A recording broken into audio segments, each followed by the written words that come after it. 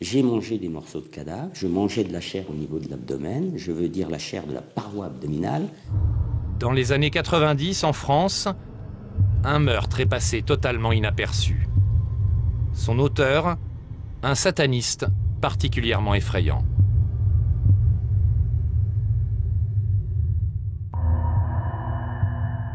Nous sommes à Sully-sur-Loire, dans le Loiret. Monsieur et Madame Bissonnier menaient jusqu'en 94 une vie tranquille. Ils avaient 3 enfants. Thierry était l'un d'eux. Il était délégué du festival de musique de Sully-sur-Loire. Il était vraiment passionné de musique, surtout la musique classique.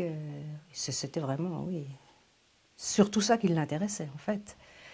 Il était abonné à tous les journaux du fait de sa formation de journaliste. Donc bon, il avait une vie toute simple en fait. Thierry vivait seul dans un petit studio de cette rue de l'Est parisien. Un jour, par hasard, il rencontre un inconnu. Il l'invite chez lui. Mais dès son entrée, l'inconnu l'abat avec un revolver. Ce sont les parents de Thierry qui découvrent le corps de leur fils. Bon, et en ouvrant la porte, on l'a trouvé derrière la porte. D'accord, il était étendu. Est-ce qu'il y avait des... Dans quel état était l'appartement? Tout était complètement sans dessus-dessous. Les meubles avaient été vidés, tout avait été renversé. Il y avait des graffitis partout. Des graffitis partout. Quel genre de graffiti, vous vous souvenez? Il y avait des choses très très bizarres. Il me semble qu'il y avait serial killer par endroits. Il y avait des graffitis qu'on ne comprenait pas très bien. Et puis c'est vrai qu'on ne s'est pas vraiment attaché à les lire. Le meurtrier est arrêté quelques jours plus tard. Nous l'appellerons Sébastien pour respecter son anonymat. Le juge chargé de l'enquête, c'est Gilbert Thiel, devenu depuis une des stars de l'antiterrorisme. Le magistrat s'aperçoit vite qu'il n'a pas affaire à un meurtre ordinaire. Sébastien se dit sataniste et il porte des traces de scarification sur les bras. Le juge lui demande alors pourquoi il s'inflige ces blessures. Et je lui pose la question, je lui dis c'est la vue du sang qui vous excite? Il me dit non. Je lui dis alors c'est l'odeur du sang, parce qu'il y a un certain nombre de sujets qui sont excités sexuellement par la vue du sang, par l'odeur du sang. Il me dit non non plus, et il me corrige, il me dit non pas l'odeur, le goût. Alors je lui rétorque, mais alors vous léchez votre sang? Et il me dit oui oui. Mais Sébastien ne se contente pas de son propre sang, il s'attaque aussi aux cadavres. Non seulement il profane des tombes, mais il s'arrange pour pratiquer des métiers où il est en contact avec les morts. L'avocat de la famille Bissonnier est resté très marqué par les déclarations de Sébastien.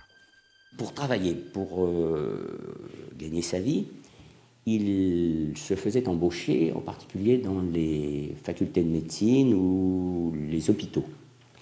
Et il indique qu'il était chargé de recoudre le corps des morts après les autopsies médicales. Et là, je vous le cite encore, c'est... J'ai mangé des morceaux de cadavre, je mangeais de la chair au niveau de l'abdomen, je veux dire la chair de la paroi abdominale. De la même façon, lorsque j'ai travaillé comme brancardier au service d'urgence de l'hôpital, j'ai mangé des tissus humains qui avaient été enlevés à l'occasion d'opérations chirurgicales et qui devaient être jetés dans le fût toxique pour y être brûlés. Je les mangeais sur place ou dans le bloc chirurgical. Je restais seul dans le bloc opératoire pour nettoyer la salle après les opérations. Lorsque je suis retourné en perquisition chez j'ai trouvé une urne funéraire contenant des cendres et il m'a indiqué que le matin, il le mangeait. Et lorsque je l'interrogeais sur ces pratiques un petit peu curieuses, c'est le moins que l'on puisse en dire, il m'expliquait que ça lui donnait le sentiment d'une puissance et d'une force intérieure, tant en consommant des cendres qu'en consommant de la chair humaine.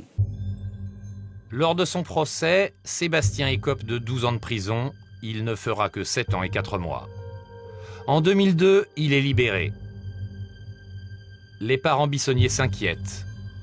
Ils craignent que Sébastien ne fasse d'autres victimes. Ce qu'on n'aimerait surtout pas, c'est que ça puisse se reproduire un jour avec quelqu'un d'autre. Oui, c'est surtout ça. De la part du même auteur? Absolument, oui, ou d'un de ses admirateurs. Mais c'est vrai que c'est tout de même assez inquiétant. Oui, parce qu'un type comme ça, on le remet dehors, pourquoi ne recommencerait-il pas? Je ne pense pas que ce soit forcément lui qui soit dangereux.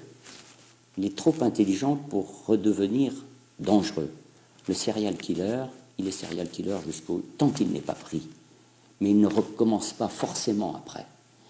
Et il est très dangereux, en revanche, dans l'incitation qu'il diffuse sur Internet.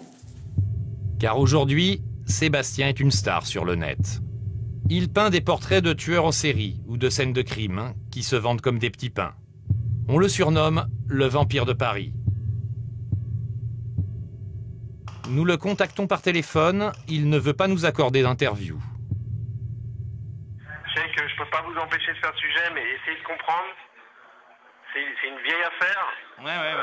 Dans le cadre de votre sujet, c'est clair, ça colle par rapport à ces anciens faits.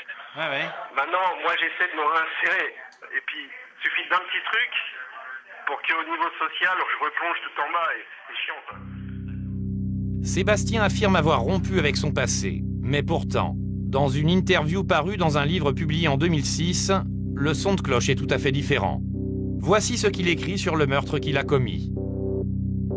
J'avais toujours voulu tuer quelqu'un, voir ce que ça faisait de s'approprier une âme. Ça rentrait dans ma spiritualité en tant que sataniste traditionnel. Il prétend aussi avoir passé un pacte avec Satan.